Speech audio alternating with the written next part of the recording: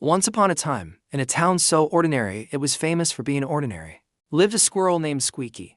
Now, Squeaky wasn't just any squirrel. He had a dream, a big, nutty, audacious dream. He wanted to become the first squirrel astronaut and find the legendary great acorn in the sky, which he was sure was the moon. Every morning, while other squirrels were busy burying nuts they'd forget about a week later, Squeaky was in his treehouse headquarters, which was really just a fancy birdhouse he borrowed. He had blueprints drawn on leaves, a helmet made from a bottle cap, and a spaceship crafted from a discarded tin can. His best friend, a slow and thoughtful tortoise named Sheldon, was his ground control. "Squeaky, are you sure about this?" Sheldon would ask, peering at the tin can with suspicion. "It looks suspiciously like the can of beans Mrs. Higgins threw out yesterday." "Nonsense, Sheldon," Squeaky would chirp, adjusting his bottle cap helmet. "This is a state-of-the-art acorn-powered astronautical vessel. All systems are go. Prepare for launch." "The only go I see is you going to get a headache," Sheldon muttered, but he was a loyal friend.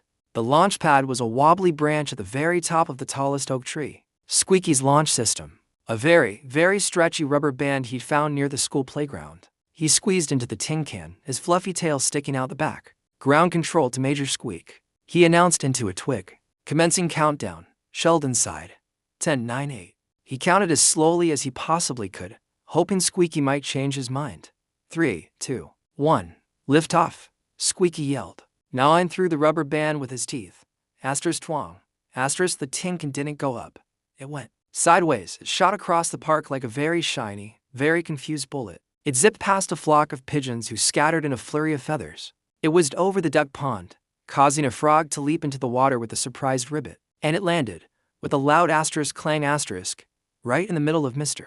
Henderson's prize-winning pumpkin patch. Squeaky tumbled out of the can, dizzy and covered in pumpkin guts. He looked up at the sky. The moon was still there, looking as round and as silvery as ever. No great acorn for him today. Just then, Mr. Henderson, a kind old man with a large white mustache, walked into his garden. He saw the crashed tin can and the dazed-looking squirrel. Instead of being angry, he chuckled. "Well, hello there, little fella. Trying to get to my pumpkins a bit faster than usual, are we?" he asked, picking up Squeaky gently. Squeaky, still dizzy, just chattered. Henderson saw the bottle cap helmet and the leaf blueprints scattered around. He pieced together the story. "So, you want to go to the moon, do you?" he said with a smile. "You think it's a giant acorn?" Squeaky nodded enthusiastically. Henderson laughed. "I see. Well, traveling that far is hard work. You'll need plenty of energy." He walked over to his bird feeder, which was full of the most delicious-looking nuts and seeds Squeaky had ever seen. He scooped up a handful and offered them to the little squirrel. "Here," he said. "Astronaut food." Squeaky's eyes went wide. These nuts weren't just any nuts. They were walnuts, almonds, and his absolute favorite, hazelnuts. He forgot all about the moon and started munching happily. Meanwhile, Sheldon the tortoise had finally, after a very long and slow journey, arrived at the pumpkin patch. He saw Squeaky, safe and sound, feasting on the pile of nuts.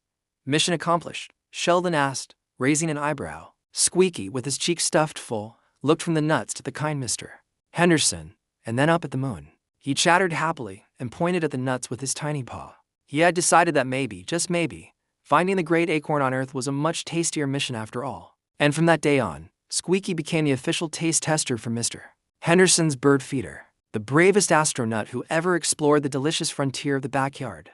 His dream changed a little, but he was happier than ever. And every night, when he looked at the moon, he'd wink, knowing his greatest adventure was right here all along. Thanks for watching our little story. If you enjoyed Squeaky's adventure, don't forget to hit that like button and subscribe for more fun tales. We love having you here and can't wait to see you in the next video. Bye for now.